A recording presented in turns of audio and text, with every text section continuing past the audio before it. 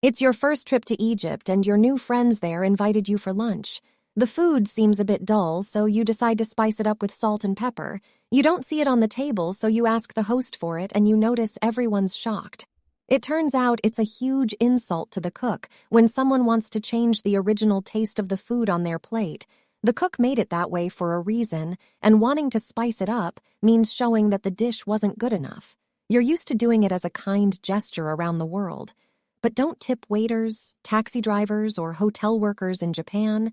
They can geta because they already get paid for providing you with good service, and there's no need for extra money to make it any better. If you really want to show appreciation, just say thank you. It's okay to tip private guides, tour companies, and interpreters. You can put any amount that feels right to you in an envelope and hand it down to them if you want to impress your new Japanese friends or colleagues. Take some time to study chopstick again when you master the art of holding chopsticks. Remember not to rub them together. People do it to remove splinters, so it might look like you're unhappy with the quality of the pair that your host provided you with. Don't put your chopsticks vertically in your bowl of rice. This way, it can be seen as an offering to the deceased. Don't wave chopsticks in the air or use them to point at things. Both are considered really rude. Same is with moving things with your chopsticks or the hand holding it. It looks disrespectful. Plus, you're likely to spill things when in Italy don't order a cappuccino afternoon. The locals don't do it because they believe the milk and foam turn this drink into a meal, and it's not good for digestion. Also, be prepared to enjoy your coffee standing at the bar and pay for it before you even order it. First, you pay the cash register, then show the receipt to the server to get your drink. Are you a big fan of chewing gum? Well, you'll have an uneasy time in Singapore using selling and importing chewing gum is banned there, and you'd have to pay up to several thousands of dollars for doing it. This law was introduced in the 1990s to make the city cleaner and keep the local fast trains up to schedule when they launched a new transit system. Passengers stuck gum onto train door sensors, causing some serious delays with the new rules. This problem was solved.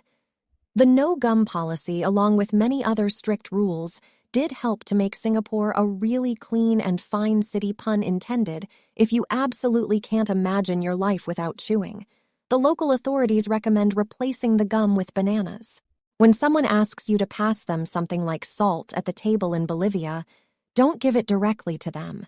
Hand it to the person sitting next to them, and they'll pass it for you. If the person next to you is asking for that little favor, you still can't hand it straight to them.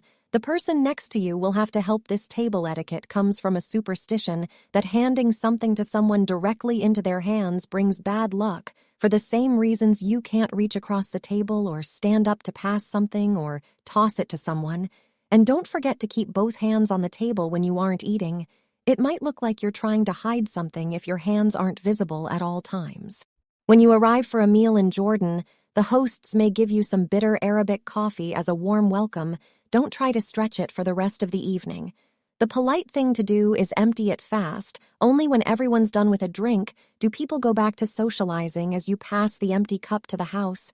Make sure to jiggle your wrist if you just pass it without jiggling. It will mean you're asking for a refill. Don't rush to arrive at an event on time in Venezuela. People might think that you're rude or greedy. The polite thing to do is to be 10 to 15 minutes late. Events scheduled for 7 o'clock will often begin at 8 o'clock or later. A popular story goes that in the 1980s, a foreign reporter arrived at a press event more than an hour late when he saw the room was mostly empty. He went to apologize to the host for missing the event. The host then told him he was the first reporter to arrive. It's quite interesting because the clocks in this country have officially been 0.9 seconds ahead of the rest of the world for years. Are you planning to travel by bus in Ireland anytime soon? Don't forget to thank the driver for the ride on your way out of the bus. You'll hear an overwhelming majority of locals do it loudly, as it's basically not optional. Choose the gift wisely. If you've been invited to a home in Vietnam, it's okay to bring fruit sweets, or incense handkerchiefs are believed to be a symbol of a sad farewell, and cutting tools are a sign of cutting relationships, so don't bring those. Wrap your gift in colorful paper and don't opt for black. The locals believe this color to be a bad omen when you present the gift. Hold it with both hands And don't be surprised if the hosts don't open it right away. It's done after the giver has left. Thank you. Don't leave anything on your plate in India. It's a sign of disrespect for the food you were served. Food is considered sacred in the country, so it would upset your host a lot. So wash and dry your hands before starting the meal. Don't forget to praise the cook and wait for the eldest to stand up before you leave the table in South India.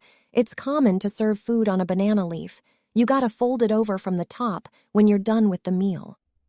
Folding it from the bottom means you weren't satisfied with what you got.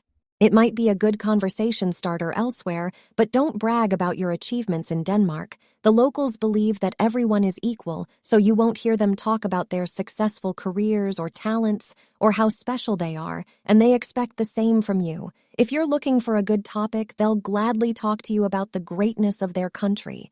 The Danes are really proud of it and all its wonders. If you're going on a trip to Germany and plan to drive on the famous Autobahn, make sure to tank up before you hit the road. Stopping, parking, making U-turns, and backing up on this super speedy highway is illegal. Yes, even if you have to stop because you've run out of gas, you'll have to pay a fine since you were supposed to plan things better. And although the Autobahn technically doesn't have a speed limit, watch out if you're passing by urban areas like Frankfurt, Berlin, and Munich, or construction works and heavy traffic. There will be special speed instructions for these spots in case you're planning to explore Cyprus by car. Quench your thirst before you start the vehicle. Drinking anything including water isn't allowed while driving on the island.